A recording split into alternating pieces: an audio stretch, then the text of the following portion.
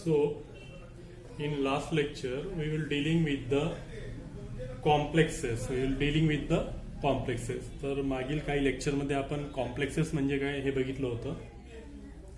Now next point from this unit is d orbital splitting in octahedral complexes. d orbital splitting in octahedral complexes. म्हणजे एखाद्या ऑक्टॅहेड्रल complex मध्ये किंवा एखाद्या ऑक्टॅहेड्रल geometry जेव्हा form होतो, एखादा ऑक्टॅहेड्रल कॉम्प्लेक्स जेव्हा फॉर्म होतो, तर त्यामध्ये डी ऑर्बिटल जे असतात मेटलचे ते कशा प्रकारे स्प्लिट होतात ते आपल्याला बघायचं आहे. That is called D orbital splitting in octahedral complexes. That is called D orbital splitting in octahedral complexes. तर सर्वप्रथम what is mean by octahedral complexes. Octahedral complexes म्हणजे कोणचे कॉम्प्लेक्सेस, कशा प्रकारची जॉमेट्री असते त्यांची. तर ऑक्टॅहेड्रल कॉम्प्लेक्सेस म्हणजे सपोज हा एक मेटल असेल आणि ह्या मेटलला किती लिगॅंड अटॅच असेल, 6 लिगॅंड अटॅच असेल. किती लिगॅंड अटॅच असेल, 6. mx/6. This is the octahedral complexes. याचं एखादं पर्टिक्युलर एक्झाम्पल जर घेतो म्हटलं आपण, तर सपोज मेटल म्हणजे समजून घ्या Fe असेल. मेटल काय असेल, Fe असेल आणि ह्या Fe मेटलला 6 लिगॅंड समजून घ्या, सायनाइड लिगॅंड आहे, Cn हा एक लिगॅंड आहे, असे 6 लिगॅंड अटॅच असेल. तर FeCN/6 हा जो कॉम्प्लेक्स असेल त्याला काय म्हणू आपण, ऑक्टॅहेड्रल कॉम्प्लेक्सेस. त्याला म्हणू आपण ऑक्टॅहेड्रल कॉम्प्लेक्सेस. ऑक्टॅहेड्रल कॉम्प्लेक्सेस मध्ये लिगॅंडचे नंबर किती असतात, लिगॅंडची संख्या किती असते, 6 असते. आणि हे 6 लिगॅंड ह्या मेटल आयनला एका पर्टिक्युलर वेनी, एका पर्टिक्युलर ओरिएंटेशन मध्ये काय असतात, अटॅच असतात. आणि ती जी जॉमेट्री फॉर्म होते त्याला म्हणतो आपण ऑक्टॅहेड्रल जॉमेट्री और दॅट कॉम्प्लेक्स कॉल्ड ऑक्टॅहेड्रल कॉम्प्लेक्स. तर कसे असेल समजून घ्या, सपोज हा Fe असेल, Fe मेटल असेल, हा Fe मेटल आणि त्याला हे 6 लिगॅंड अटॅच असेल. समजून घ्या, एक Cn इथे, दुसरा Cn इथे, तिसरा Cn इथे, चौथा Cn इथे, एक Cn वर आणि एक Cn खाली, एक Cn खाली. अशा प्रकारची जी जॉमेट्री फॉर्म होत असेल त्याला म्हणतो आपण ऑक्टॅहेड्रल जॉमेट्री. म्हणजे सेंट्रल मेटल आयनला किती लिगॅंड अटॅच असतात, 6 लिगॅंड अटॅच असतात. ते या वेनी अटॅच असतात. ते कसे असतात, ते अशा प्रकारे अटॅच असतात. समजून घ्या, आता मेटल हा जो मेटल आहे इथे आपण Fe घेतला, ह्या Feला ह्या मेटलला लिगॅंड अटॅच आहे किती, 6. तर इथे कोणते लिगॅंड घेतले आपण, समजून घ्या हे पर्टिक्युलर एक्झाम्पल झालं, हे जनरल एक्झाम्पल झालं. यामध्ये 6 लिगॅंड आहे, ते अशा प्रकारे अटॅच आहे. तर हे आता तुम्हाला मी बोर्डवर दाखवलं. जर आपल्याला याला पेस मध्ये बघायचं असेल तर कशा प्रकारे असेल, सपोज हा समजून घ्या इथे मेटल असेल, हा एक मेटल असेल, एक Cn लिगॅंड इथं असेल, दुसरा Cn लिगॅंड इथं असेल, तिसरा इथे, चौथा इथे, एक वर आणि एक खाली, एक वर आणि एक खाली. अशा प्रकारचे एकूण 6 लिगॅंड अटॅच असेल. इथे Fe समजून घ्या, सेंटरला Fe समजा तुम्ही, इथे एक Cn, दुसरा Cn इथे, तिसरा Cn इथे, चौथा Cn इथे, एक Cn वर आणि एक Cn खाली. अशा प्रकारची जी जॉमेट्री तयार होईल त्याला म्हणू आपण ऑक्टॅहेड्रल जॉमेट्री आणि त्या कॉम्प्लेक्सला म्हणू आपण ऑक्टॅहेड्रल कॉम्प्लेक्स. आणि मग हा जो मेटल आहे, या मेटलचे काय असेल, स्वतःचे डी ऑर्बिटल असेल. काय ते स्वतःचे डी ऑर्बिटल. आपण मागच्या काही लेक्चर मध्ये बघितलं होतं की मेटलचे डी ऑर्बिटल, मेटलचे काय असतात, डी ऑर्बिटल. किती डी ऑर्बिटल असतात, एकूण 5 डी ऑर्बिटल असतात. ह्या मेटलचे एकूण 5 डी ऑर्बिटल असेल. कोणकोणचे असेल ते असेल dxy, dyz, dzx, dx² - y² आणि dz². अशा प्रकारे 5 डी ऑर्बिटल असतात, dxy, dyz आणि dzx, dx² - y² आणि dz². असे डी ऑर्बिटल असतात 5. कोणाचे, ह्या मेटलचे. आणि सेंट्रली मेटल असतो आणि 6 लिगॅंड हे त्याच्याकडे काय झाले असतात, अप्रोच झाले असतात एका पर्टिक्युलर वेनी, एका पर्टिक्युलर अँगलनी, आणि एक जॉमेट्री क्रिएट होते, एक जॉमेट्री तयार होते. त्याला म्हणून आपण octahedral complexes. In octahedral complexes the number of ligand is 6. Okay. आता हे यामध्ये जे आपण डी ऑर्बिटल बघणार आहोत, ह्या मेटलचे जे डी ऑर्बिटल आहे समजून घ्या, हे 5 डी ऑर्बिटल आहे. तर यामध्ये 3 जे आहे DXY, DYZ आणि DZX, आणि हे जे 2 आहे DX² - Y² आणि DZ². तर हे जे 2 ऑर्बिटल आहे, हे यांचे जे लोब्स असेल, यांचे जे असे लोब्स असेल ह्या 2 डी ऑर्बिटलचे, हे काय असेल, ऍक्सिसवर असेल. हे काय असेल, ऍक्सिसवर असेल. आणि हे 3 डी ऑर्बिटलचे जे लोब आहे, हे 3 जे डी ऑर्बिटल आहे यांचे जे लोब्स आहे अशा प्रकारचे, हे ऍक्सिसच्या मध्ये असेल. हे काय असेल, ऍक्सिसच्या मध्ये असेल, जे XYZ ऍक्सिस म्हणतो ना. तर हे जे 2 डी ऑर्बिटल आहे यांचे जे लोब्स असेल हे ऍक्सिसवर प्रेझेंट असेल, आणि यांचे जे लोब्स आहे हे ऍक्सिसच्या मध्ये असेल. म्हणूनच याला म्हणतो आपण ऍक्सियल ऑर्बिटल, कारण यांचे लोब जे काय आहे ऍक्सिसवर प्रेझेंट आहे आणि यांचे लोब्स काय ऍक्सिसच्या मध्ये आहे, म्हणून याला म्हणतो आपण नॉन ऍक्सियल. याला काय म्हणतो आपण, नॉन ऍक्सियल. याला ऍक्सियल ऑर्बिटल आणि याला नॉन ऍक्सियल. म्हणजे हे जो 2 डी ऑर्बिटल आहे यांचे जे लोब्स असेल हे ऍक्सिसवर प्रेझेंट असेल. ऍक्सिसवर प्रेझेंट असेल म्हणजे समजून घ्या आपला हा एक्स ऍक्सिस, हा वाय आणि हा झेड ऍक्सिस. ठीक आहे ना. तर हे जे 2 ऑर्बिटल असेल हे कुठेतरी ऍक्सिसवर प्रेझेंट असेल, कुठेतरी ऍक्सिसवर. आणि हे जे 3 डी ऑर्बिटल असेल हे ऍक्सिसच्या मध्ये असेल, हे ऍक्सिसच्या काय असेल, मध्ये असेल. म्हणूनच याला म्हणतो आपण नॉन ऍक्सियल आणि याला म्हणतो आपण ऍक्सियल ऑर्बिटल. ठीक आहे. आणि हे कोणाचे डी ऑर्बिटल आहे, मेटलचे. आणि ह्या डी ऑर्बिटल मध्ये काय मेटलचे इलेक्ट्रॉन सुद्धा असेल, आणि लिगँडवरती इलेक्ट्रॉन चार्ज असतो, तुम्हाला माहित आहे. लिगँड इलेक्ट्रॉन चार्ज असतात लिगँडवर, आणि ते लिगँड आणि मेटल यांच्यामध्ये काय तयार होतो, बॉन्डिंग तयार होतो, एक इलेक्ट्रोस्टॅटिक फोर्स ऑफ अट्रॅक्शन तयार होतो, आणि त्यामुळे काय म्हणतो, हा कॉम्प्लेक्स बनतो. तर यामध्ये आपल्याला आता असं बघायचं आहे की जेव्हा हा कॉम्प्लेक्स तयार होतो, जेव्हा हा एक कॉम्प्लेक्स तयार होतो, कोणचा समजून घ्या, हा ऑक्टॅहेड्रल जॉमेट्रीचा एक कॉम्प्लेक्स तयार होऊन राहिला, तर तो कसा तयार होईल. पहिले काय राहील, Fe मेटल राहील. Fe मेटल समजून घ्या हा +2 ऑक्सिडेशन स्टेट मध्ये इथे. ठीक आहे ना. Fe मेटलला किती लिगँड अटॅच असेल, 6 लिगँड अटॅच असेल, किंवा 6 लिगँड अप्रोच करेल Fe मेटलकडे. समजून घ्या नंबर ऑफ लिगँड इज 6. ठीक आहे. हे 6 लिगँड ह्या Fe मेटलला काय होईल, बॉन्डेड होईल एका पर्टिक्युलर जॉमेट्रीने, ज्याला म्हणतो आपण ऑक्टॅहेड्रल जॉमेट्री. आणि FeCN/6 नावाचा काय बनेल, कॉम्प्लेक्स बनेल. FeCN/6 नावाचा काय बनेल, कॉम्प्लेक्स बनेल. अशा प्रकारचं Fe मेटल आणि 6 लिगँड यांच्यामध्ये काय होईल, इलेक्ट्रोस्टॅटिक फोर्स ऑफ अट्रॅक्शन होईल आणि एक पर्टिक्युलर जॉमेट्रीचा कॉम्प्लेक्स बनेल, त्याला म्हणतो आपण ऑक्टॅहेड्रल कॉम्प्लेक्स. तो कोण असेल, FeCN/6. ओके. आता जेव्हा हा FeCN/6 बनायचा असेल, जेव्हा हा FeCN/6 बनायचा असेल, तेव्हा आपला Fe मेटल जो असेल हा एकटा राहील. ठीक आहे. ह्या Fe मेटलला 6 लिगँड काय करेल, अप्रोच करेल. इकडून एक लिगँड, अशा प्रकारे दुसरा, तिसरा, चौथा, 5वा आणि 6वा, असे 6 लिगँड याला काय करेल, अप्रोच करेल, आणि त्यांच्यामध्ये मग काय होईल, बॉन्ड तयार होईल. समजून घ्या अट्रॅक्शन तयार होईल आणि हा कॉम्प्लेक्स बनेल. ठीक आहे. तर अशा प्रकारचं याचं मेकॅनिझम असेल. समजून घ्या मी एक जनरल तुम्हाला सांगत आहे की अशा प्रकारचं मेकॅनिझम असेल. पहिले Fe मेटल एकटा असेल आणि मग त्याला 6 लिगँड येऊन अटॅच होईल आणि एक हा तुमचा कॉम्प्लेक्स बनेल. ठीक आहे. तर आता मी तुम्हाला सांगितलं Fe मेटल हा जेव्हा एकटा असेल, किंवा हा Fe मेटल, याचे काय असेल, डी ऑर्बिटल असेल. मी पहिले सांगितलं मेटलचे काय आहे, डी ऑर्बिटल आहे. मेटलचे काय, डी ऑर्बिटल आहे. ठीक आहे. आणि त्यांच्यामध्ये काय असेल, इलेक्ट्रॉन असेल. डी ऑर्बिटल मध्ये काय असेल, इलेक्ट्रॉन असेल. आणि हे 6 लिगँड त्याला अप्रोच करून राहिले एका पर्टिक्युलर वेनी, पर्टिक्युलर जॉमेट्रीनी, आणि एक शेप बनून राहिला, एक जॉमेट्री बनून राहिली, त्याला म्हणतो आपण ऑक्टॅहेड्रल जॉमेट्री.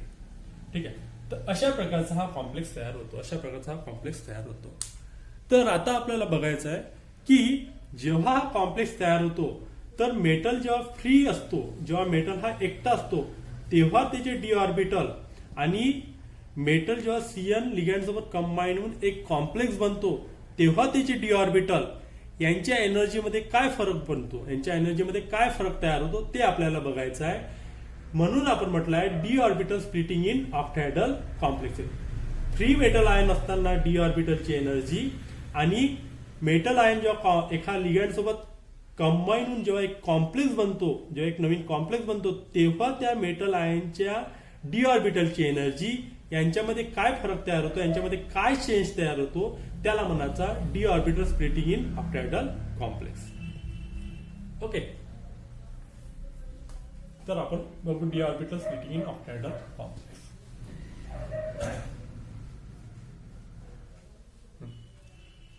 आता बघा,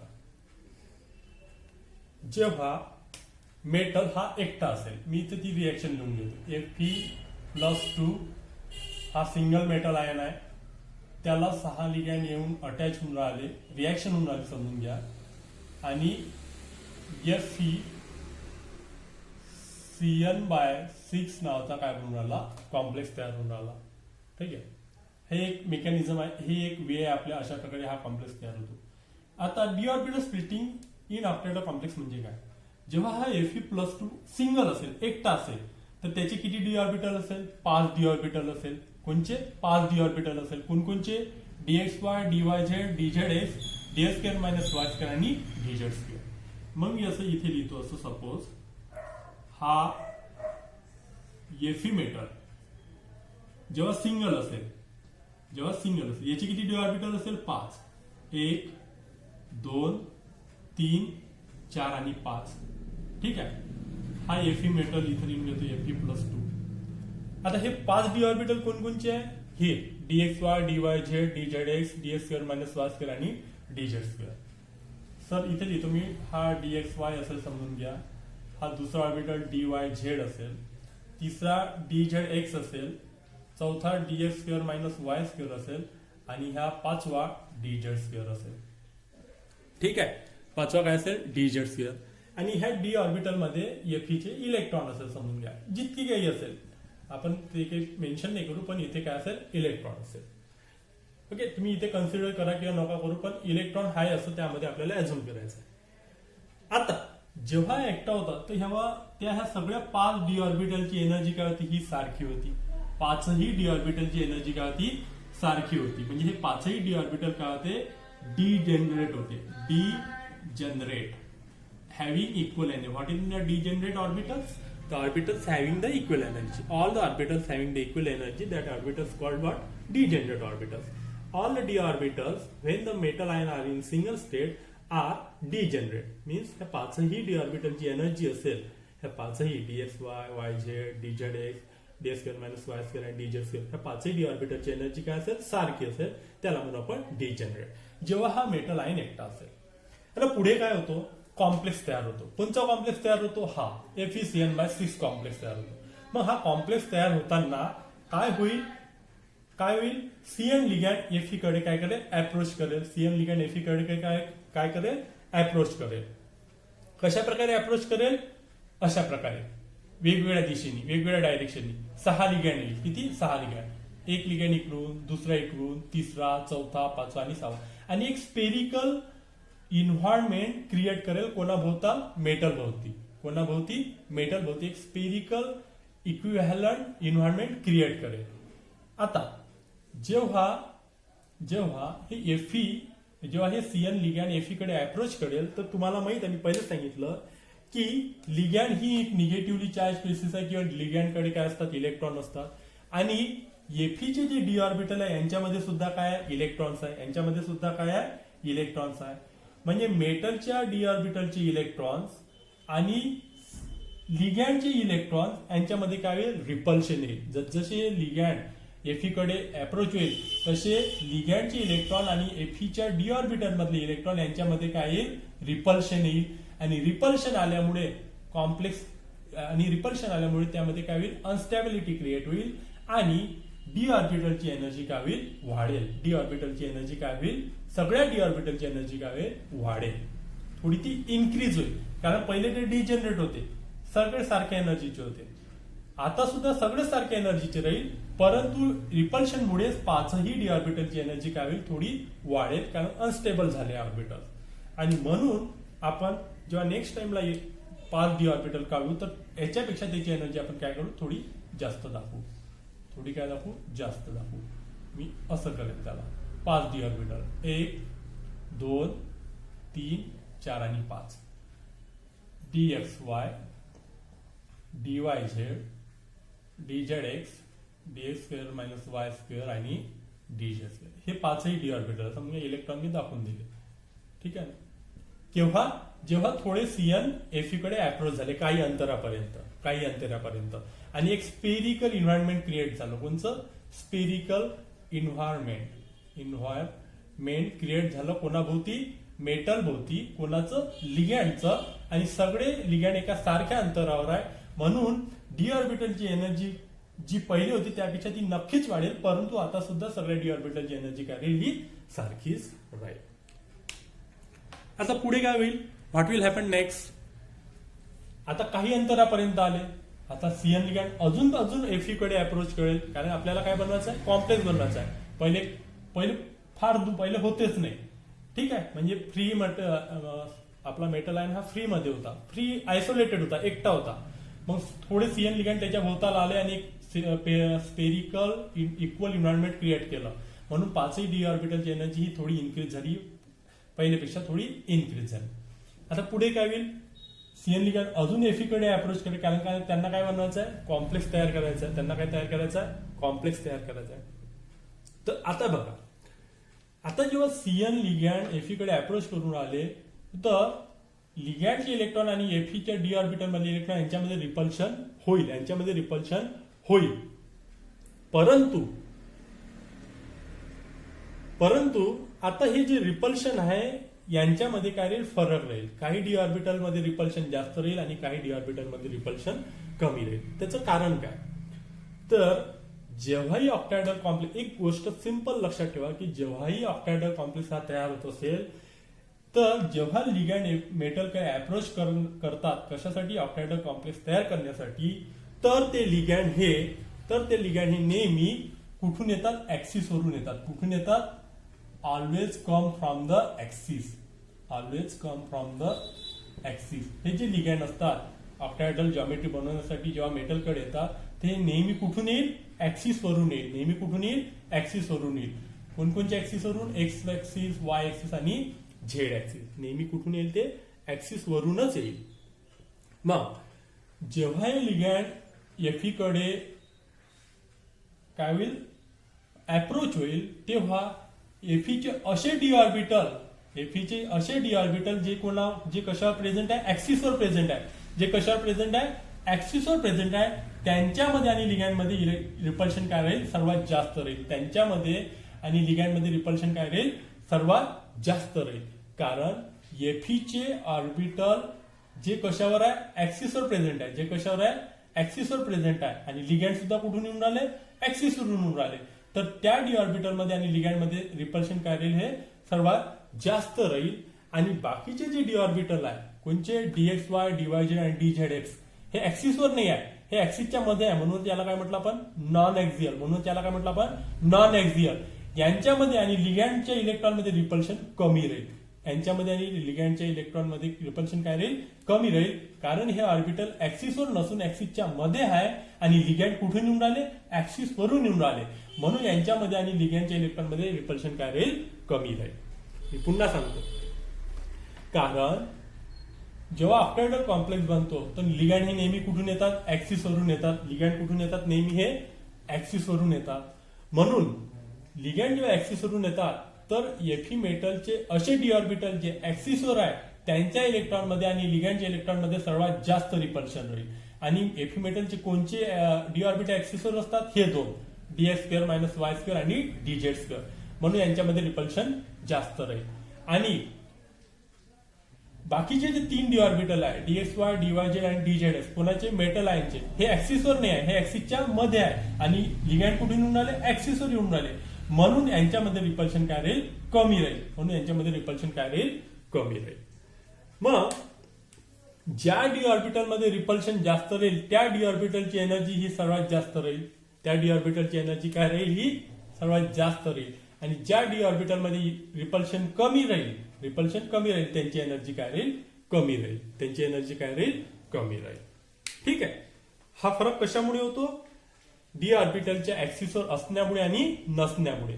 कारण लिगॅंड हे नेहमी ऍक्सिसवरून येऊन राहिले, म्हणून मेटलचे असे ऑर्बिटल जे ऍक्सिसवर प्रेझेंट आहे त्यांच्यामध्ये आणि लिगॅंडमध्ये रिपल्शन जास्त राहील आणि असे डी ऑर्बिटलची एनर्जी काय राहील, जास्त राहील. रिपल्शन जास्त असल्यामुळे ते अनस्टेबल आहे आणि त्यांची एनर्जी जास्त राहील. आणि असे ऑर्बिटल मेटलचे जे ऍक्सिसच्या मध्ये आहे त्यांच्यामध्ये आणि ऍक्सिसवरून येणाऱ्या लिगॅंड मध्ये यांच्यामध्ये अट्रॅक्शन काय, यांच्यामध्ये रिपल्शन कमी राहील आणि त्यांची एनर्जी ही नक्कीच काय राहील, कमी राहील. त्यांची एनर्जी काय राहील, ही कमी राहील. ठीक आहे. तर आता ते स्प्लिटिंग आपण दाखवू. म्हणून काही डी ऑर्बिटल मध्ये रिपल्शन जास्त म्हणून त्यांची एनर्जी जास्त आणि काही डी ऑर्बिटल सोबत रिपल्शन कमी म्हणून त्यांची एनर्जी कमी. म्हणजे डी ऑर्बिटलच्या एनर्जी मध्ये काय तयार होतो, एक फरक तयार होतो. डी ऑर्बिटल स्प्लिट होतात, कमी एनर्जीचे आणि जास्त एनर्जीचे, म्हणून त्याला म्हणतो आपण D orbital splitting in octahedral complex. D orbital splitting in octahedral complex. कारण कॉम्प्लेक्स कोणत्या जॉमेट्रीचा आहे, ऑक्टाहेड्रल जॉमेट्रीचा. कोण्या जॉमेट्रीचा, ऑक्टाहेड्रल जॉमेट्रीचा. ठीक आहे. तर आता आपण ते ग्राफिकली बघू, डायग्रामॅटिक बघू. ठीक आहे. तर हे ऍक्सिस लक्षात ठेवायचे. ऍक्सियल कोणचे आहे, हे दोन ऍक्सियल आहे, म्हणजे यांचे लोब ऍक्सिसवर आहे आणि यांचे लोब ऍक्सिसच्या मध्ये आहे. ठीक आहे.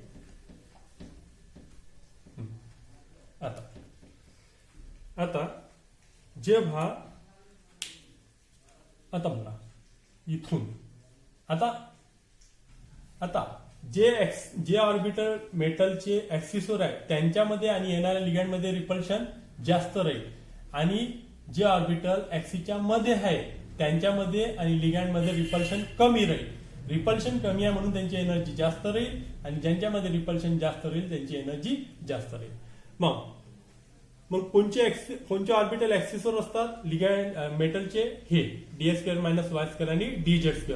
हे ऍक्सिसवर असतात आणि लिगॅंड सुद्धा ऍक्सिसवर असतात, ऍक्सिसवरून येतात, म्हणून त्यांच्यामध्ये आणि यांच्या लिगॅंडमध्ये रिपल्शन जास्त राहील आणि त्या दोघांची एनर्जी काय राहील, जास्त राहील.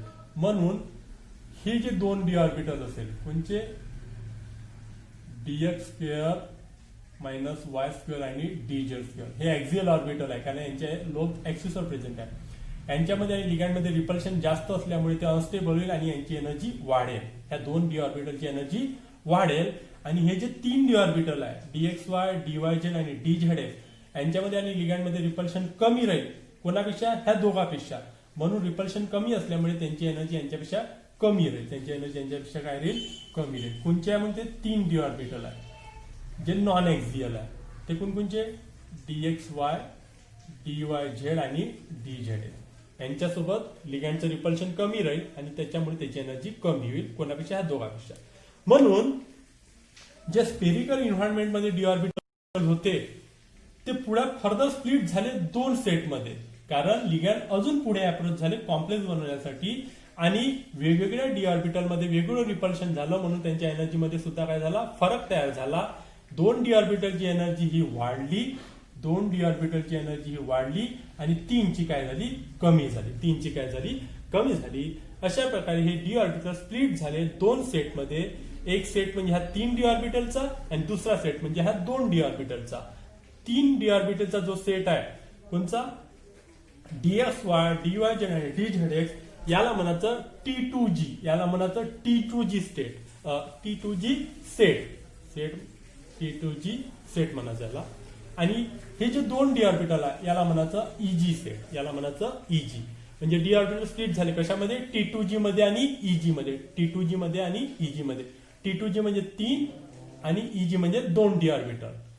EG हे हायर एनर्जीचे झाले कारण इथे जर एनर्जी आपण सारखी पकडली, इथून एनर्जी वाढली, इथून एनर्जी कमी झाली आणि मधातली एनर्जी असेल हा बॅलन्स पॉइंट असेल, ज्याला काय म्हणतो आपण barycentre. What we call it as a barycentre. This is called a Barré centre.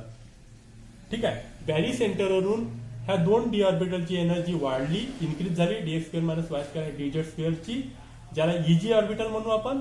आणि ह्या तीन डी ऑर्बिटल एनर्जी काय झाली, कमी झाली, ज्याला आपण T2g म्हणू. त्याला काय म्हणू आपण, T2g म्हणून. आणि हा जो मधातला पॉइंट आहे सेंटर त्याला म्हणतो आपण बॅरी सेंटर. बॅरी सेंटर पासून एनर्जी वाढली, बॅरी सेंटर पासून एनर्जी कमी झाली. अशा प्रकारचं जे डी ऑर्बिटल होतात हे स्प्लिट झाले दोन सेटमध्ये in one is T2g of the lower energy and Eg of the higher energy. The splitting of the D orbital in octahedral field is called what? D orbital splitting in octahedral complex. Is called D orbital splitting in octahedral complexes. कारण ते split झाले, दोन separate set तयार झाले. कमी एनर्जीचे 3 orbital, जास्त एनर्जीचे 2 orbital. ते split झाल्यामुळे त्याला म्हणतो आपण स्प्लिटिंग. कोणाचं? D ऑर्बिटलचं. T2g Eg, T2g Eg. T2g is of lower energy, Eg of higher energy, and this is the Barry center. This is the Barry center. आणि हा जो फरक असेल दोन डी ऑर्बिटलचा, हा इथून ते इथून, ही जी एनर्जी गॅप असेल ती आपण काय म्हणतो? त्याला म्हणतो आपण डेल झिरो. त्याला काय म्हणतो? Del zero. ही जी एनर्जी गॅप असेल त्याला म्हणतो आपण del zero. Zero stand for octahedral, zero stand for octahedral. किंवा तो जो फरक आहे त्याला आपण लिहितो 10 DQनी. 10 DQनी लिहितो. पुस्तकामध्ये दिलाय ते. त्याला आपण लिहितो 10 DQनी. हा जो फरक आहे एनर्जीचा तो लिहितो 10 DQ किंवा डेल झिरो. मग ह्या दोन डी ऑर्बिटलची एनर्जी बॅरी सेंटर पासून किती न वाढते? तर ती वाढते 6 DQनी. ती वाढते 6 DQनी आणि कमी होते ती होते 4 DQनी. ती कमी होते कितीनी? 4 DQनी. बॅरी सेंटर पासून ह्या T2 3 ऑर्बिटलची एनर्जी 4 DQनी कमी होते, म्हणजे ते खाली येतात, आणि 6 DQनी ह्या दोघांची वाढते. हे 6 DQ आणि हे 4 DQ. आणि ओव्हरऑल फरक जो असेल तो कितीचा असेल? डेल झिरोचा. किंवा ओव्हरऑल फरक जो असेल हा कितीचा असेल? म्हणजे एनर्जी गॅप मधली एनर्जी किती, एनर्जी गॅप जी असेल ती कितीची असेल? 10 DQची. 10 DQची. This is called the splitting of D orbital in octahedral complex. This is called the d orbital splitting in octahedral complexes. आणि या पॉइंटला तो या पॉइंटला बॅलन्स पॉइंट म्हणतो, ज्याला आपण बॅरी सेंटर म्हणतो. आणि ओव्हरऑल कॉम्प्लेक्स काय राहील? हा स्टेबल राहील. जी मिनिमम एनर्जी राहील ह्या कॉम्प्लेक्सला स्टेबल करायची, that is called the CFSE. That is called what? CFSE. Crystal field stabilisation energy. Crystal field stabilisation energy. The काय म्हणू आपण त्याला? त्याला काय म्हणू? जी एडिशनल एनर्जी राहील, जी एक जास्तीची एनर्जी आहे ती या कॉम्प्लेक्सला स्टेबल करेल. The additional amount of energy responsible for the stabilisation of complex due to crystal field splitting is called what? Crystal field stabilisation energy. That is called CFSE. This is the most important word. CFSE, crystal field stabilization energy. Crystal field stabilization energy. The extra amount of energy that required to stabilize the complex due to splitting, that amount of energy is called what? Crystal field stabilization energy. CFSE. That is called CFSE. आणि D orbital split होतात कशामध्ये? T2g set मध्ये आणि Eg set मध्ये. T2g म्हणजे 3 ऑर्बिटलचा set, जो कोणता आहे? DXY, DYZ आणि DZS. हे कमी एनर्जीचे ऑर्बिटल असतात, कारण यांच्यामध्ये आणि लिगँड मध्ये रिपल्शन कमी असतात. कारण हे ऍक्सिसवर नसतात, हे ऍक्सिसच्या मध्ये असतात आणि लिगँड नेहमी ऍक्सिसवरून येतात, म्हणून यांच्यामध्ये रिपल्शन कमी असते आणि म्हणून यांची एनर्जी कमी असते. परंतु हे जे ऑर्बिटल आहे DX² - Y² DZ² हे ऍक्सिसवर असतात आणि लिगँड ऍक्सिसवरून येतात, म्हणून ह्या यांच्या इलेक्ट्रॉनमध्ये आणि लिगँडच्या इलेक्ट्रॉनमध्ये रिपल्शन जास्त होईल, म्हणून यांची एनर्जी वाढेल. तर बॅरी सेंटर मधून ती एनर्जी 6 DQने वाढेल आणि बॅरी सेंटर पासून याची एनर्जी 4 DQनी कमी होईल. ओव्हरऑल फरक जो असेल हा डेल झिरोनी दाखवू आपण, किंवा 10 DQनी दाखवू, किंवा 10 DQनी दाखवू. Okay. And this splitting is called what? Crystal fields. This splitting is called what? D orbital splitting in octahedral complex. D orbital splitting in octahedral complex. And the amount of energy that is required to stabilize the complex is called what? Crystal field stabilization energy. Crystal field stabilization energy. And this point, that is the d orbital splitting in octahedral complexes. It is very important. याच्यावर 4 मार्काला 5 मार्काला नेहमी प्रश्न असतो. दिस is very important. आणि ही diagram तुम्हाला माहित असायला पाहिजे. जेव्हा मेटल हा फ्री मध्ये असतो, एकटा असतो, त्याच्याभोवती कोणची लिगँड येत नसतात, तेव्हा सगळ्यांची डी ऑर्बिटलची एनर्जी सारखी असेल. मग लिगँड थोडे त्याच्या जवळ येईल, एक स्पेरिकल इन्व्हायरमेंट तयार करेल, रिपल्शन होईल, परंतु सगळ्यांसोबत सारखं रिपल्शन होईल, म्हणून पहिल्यापेक्षा यांची एनर्जी थोडी वाढेल. परंतु लिगँड अजून एफी कडे अप्रोच होईल कॉम्प्लेक्स तयार करण्यासाठी, तेव्हा लिगँडचे आणि डी ऑर्बिटलचे इलेक्ट्रॉन यांच्यामध्ये रिपल्शन मध्ये फरक जाणवेल, कारण जे डी ऑर्बिटल हे कोणावर ऍक्सिसवर आहे त्यांच्यामध्ये लिगँडचं रिपल्शन जास्त राहील, म्हणून त्या दोन डी ऑर्बिटलची एनर्जी जास्त राहील आणि ज्यांच्यामध्ये रिपल्शन कमी आहे त्या 3 डी ऑर्बिटलची एनर्जी ही काही कमी राहील. तर बॅरी सेंटर पासून ती 6 डिक्यूने वाढेल आणि बॅरी सेंटर पासून ती 4 डिक्यूने कमी होईल. ओव्हरऑल फरक जो असेल त्याला आपण डेल झिरो दाखवू किंवा 10 डिक्यू मध्ये लिहू आपण. 10 dQ, this is DQ. Okay, and this splitting in two states of d orbital, one is from T to G and one is in the EG, it is called d orbital splitting. It is called d orbital splitting. What is d orbital splitting? Simply the splitting of the d orbital in two sets, one is T to G of lower energy and one is EG of another energy, is called what? D orbital splitting. And this whole happen in one type of geometry, that is the octahedral geometry. So we call it as a d orbital splitting in octahedral complex. This is very simple. This diagram is very important to remember. पहिले simple, नंतर थोडी energy वाढेल, नंतर energy अजून वाढेल, तर काही D ऑर्बिटलची जास्त होईल, काहीची कमी होईल. म्हणजे डी ऑर्बिटल हे काय झाले, दोन मध्ये अलग झाले, स्प्लिट झाले, म्हणून त्याला स्प्लिटिंग म्हटलं. आणि हे पर्टिक्युलर ज्या जॉमेट्रीमध्ये होते ऑक्टॅहेड्रल मध्ये होते, म्हणून याला म्हटलं आपण D orbital splitting in octahedral complexes. आणि ऑक्टॅहेड्रल कॉम्प्लेक्स मध्ये एक गोष्ट लक्षात ठेवायची, लिगँड हे नेहमी ऍक्सिस वरून येतात, म्हणून ऍक्सिसवर डी ऑर्बिटल मेटलचे डी ऑर्बिटल ऍक्सिसवर प्रेझेंट असतात त्यांच्यासोबत त्यांचं रिपल्शन हे जास्त राहील, आणि जे ऍक्सिसच्या मध्ये असेल त्यांच्यासोबत लिगँडचं रिपल्शन काय राहील, कमी राहील. त्यांच्यासोबत लिगँडचं रिपल्शन काय राहील, कमी राहील. And this is the D orbital splitting in octahedral complex. And this is the most important, very very important. Always the question ask on this, always the question ask on this, आणि नक्की येणंच आहे हा प्रश्न. Okay, आणि जी extra amount of energy राहील, जी या क्रिस्टलला स्टॅबिलाइज करेल, that is called the CFSC. The additional amount of energy required to stabilize the crystal due to splitting, that amount of energy is called what? CFSC, crystal field stabilization energy. Here this point is over. The next we will see in next lecture. Thank you for attending the class. Thank you very much.